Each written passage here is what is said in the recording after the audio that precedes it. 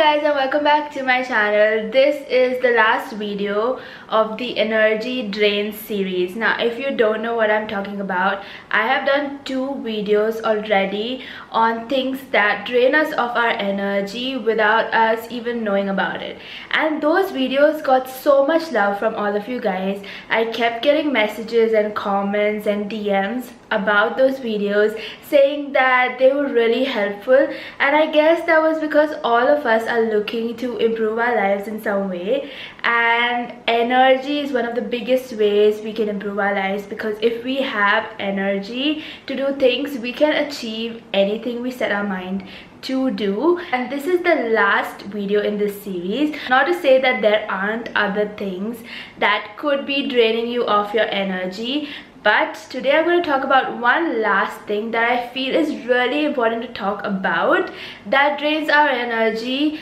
and drains us completely. And it is such a common thing that when I think about it, when I was thinking about what to speak and I was trying to put down my points for this video, I realized that it is such a common thing, and if I don't speak about it, then I would feel that I'm doing disservice to you guys by not telling you about it. So the last point, the last energy drain that I want to talk about is drama. Now I don't know what you think about drama, but in the dictionary, drama is defined as something that is unexpected, some experience that is emotional or traumatic or just unexpected in every way. But I think you would agree with me when I say that the intensity of an experience, or how emotional or how traumatic or how unexpected an experience is mostly because of how we react to that experience. We can take even a small, very simple thing like somebody cutting in front of our car on the road as such a big dramatic experience, and we get upset and we get angry and we're like, what is wrong with the people in this world, and we create drama. And that's what I want to talk about, because in our lives our emotions go up and down, not only on a daily basis, but I would say even on an hourly basis, or even within minutes or seconds. Because we can be really happy in the morning, we can get up with a smile on our face, we can be so excited to get to where we're working and get to our day, and then some small thing happens which puts a dent on our day and our entire mood goes off. And not only does our mood change, we start complaining, we start talking about it, we tell each and every person that we meet, and then even the smallest thing that another person does to us when we are in that mood becomes a big event. And so that causes our emotions to just like go up and down. And if you think about it, that should be taking a lot of energy out of us, because as humans we have to handle a lot of emotions anyway. But when it's like going extremely high or extremely low within minutes, it is going to require a lot of our energy, and it obviously does. And that's where our energy gets lost, and that's where our energy gets drained, and we don't have any energy left to do something productive, to do something creative, to do something that is of worth. So I believe personally that anything that causes us to lose control of ourselves is drama. So whenever we get angry, whenever we get jealous, whenever we gossip, whenever we get upset, whenever we get irritated with someone, whenever we sulk or moan or complain, we are creating the drama. And so I would like to share with you 3 tips, as I usually do, to help you overcome these dramatic moments, these energy draining moments. Now tip number 1 is control the things that you can control. Now you may agree with me when I say that a lot of times our life is going perfectly, everything's fine, the day was good, everything started well, and then something happens that derails your entire day. And that something is usually something very small, like you lose your keys or you get stuck in traffic and things like that. And that's when everything kind of head south, and your entire day heads south, and you get into the office and you're grumpy and upset, and then somebody says something to you and somebody comments something maybe behind your back, and you hear them murmur, and again you get upset and you get angry and you get annoyed and you start complaining and you start talking to your friend in the workplace, your colleague, and start telling them that why is it this way, why are people this way, that person is always like that. And then that person becomes really upset and really annoyed and really complaining about everything, and they start moaning and they tell you their problems, and so it becomes like a cycle of things that happen, and it happens because of certain circumstances. And a lot of our energy gets wasted in the time we consume to just talk about the problem. And so what I believe is the best way to deal with these things is to control what we can control. So we can control where we keep our keys, we can control how soon we leave for the workplace, we can control certain things that we can see in our lives as patterns. And I myself have realized that the areas which I can control, when I take complete charge of them, when I ensure that there is nothing that can derail those areas, then I set myself up for success, because I don't fall into the cycle of drama. I don't let things happen to me because I've controlled those things. I ensure that everything that I put in my house is in a specific place, so then I don't have to waste time searching for things. I prepare a lot of things in advance, even in the mornings when I get up.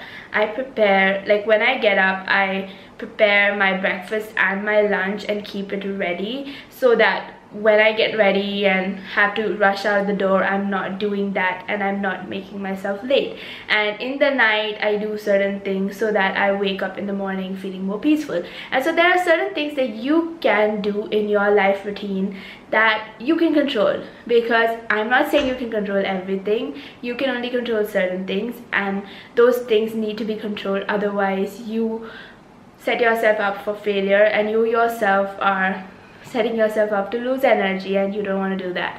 And so look at your life, look at your circumstance, look at patterns in your life. What are the things that cause the most drama in your life, and figure out ways to plan in advance and figure out ways to control those things so that they do not control you. Tip number 2 is for situations you cannot control, because as I talked about controlling things that you can control, I'm sure that you thought about many situations which you could not control.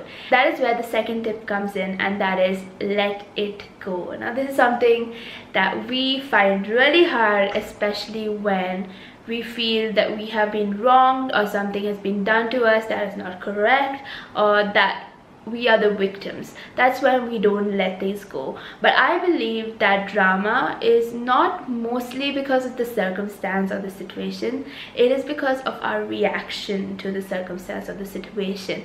So if somebody says something to me, I can choose to react to that person by becoming angry, either to that person's face or with my friends later on, or I can let that comment go. I can ignore it.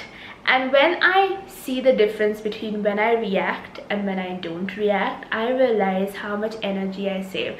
Because no matter what, in certain situations, your reaction is not gonna change the situation.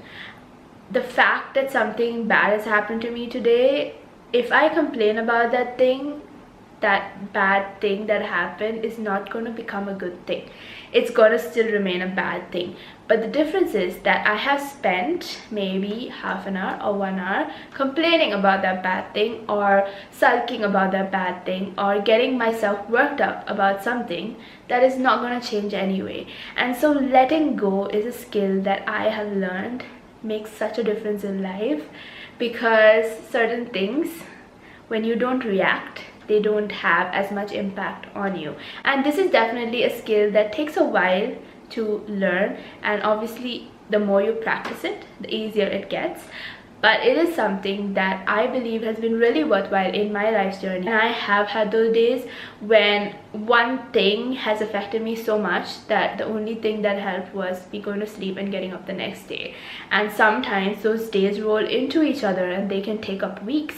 And we don't want that to happen, because if you realize how limited our lives are, our lives are so limited that we can not be there tomorrow. And so why would you waste today? And so if you find yourself reacting to each and every situation that happens to you, learn or practice letting go. Now, tip number 3 is something that I say for almost everything, every situation in life, and that is separate yourself. When we are in certain circumstances, whether it is our own circumstances or people close to us, their circumstances, it is very easy to get sucked into the chaos of it all and get sucked into the drama of it all. And when people share their thoughts, their ideas, their opinions with you about a situation, it is very easy to not have perspective about the situation itself. This is even more important when it is a situation in your life, because when you are involved in something, you cannot figure out which way is up. It's very hard to do that. But if you separate yourself, if you become a little bit more objective, you can look at the situation for what it actually is and realize that it is not the end of the world, that it is not such a big thing of importance that you imagined it to be. And we often realize this once time has passed, once we have gone past this point, when we look back and they say hindsight is 20/20, because we see the situation for what it is objectively. We are not caught up in the emotion of it all, we are not caught up in the chaos of it all. We see it objectively and we realize that that wasn't such a bad thing to happen. I could have dealt with it differently. But the thing is, we are all trying to learn, we are all trying to evolve and grow. And so when we realize that, when we look back at our life, we see our mistakes, it is better to fix those mistakes when we are in that situation. And the best way to fix that mistake is to separate yourself. Whether it is getting outside the situation and actually physically separating yourself from a situation, or it is mentally separating yourself by just taking that time to not say anything and not think anything, but just sit in quiet. That helps a lot. I realized that when you just calm your mind and don't think any judgmental thoughts, don't think anything about what you are thinking in that moment, you gain perspective and you realize that this is nothing and this is not as big as it seems to me in my head. And that's when you can avoid the drama, because then you don't react to that situation in a certain way. Now, this is a word that I came across this year, and I'm probably sure a lot of you out there would already know this word, but I am probably late to the party. But this word really struck me, and that is equanimity. Now, equanimity means being calm and composed in the middle of chaos, and that is what I am striving for this year. And I thought it was very apt to end this video with that word, because there's a lot happening in each of our lives, whether influenced by us or influenced by our external environment or the people around us. We cannot control everything. We can control certain things, which we have to learn how to control, but there are still a lot of things out of our control. So in those situations, thinking about this word equanimity, to achieve equanimity in those situations, is something that all of us can strive for, and that's something I'm striving for. Because when we can be calm and composed, regardless of what's going on around us, we are saving our precious energy by being calm and composed. Because by reacting, you can imagine how much energy it takes to wave our hands around and speak loudly and get upset and walk around and pace and worry and think too much and feel guilty or feel angry or complain. There's a lot of energy that goes into those emotions.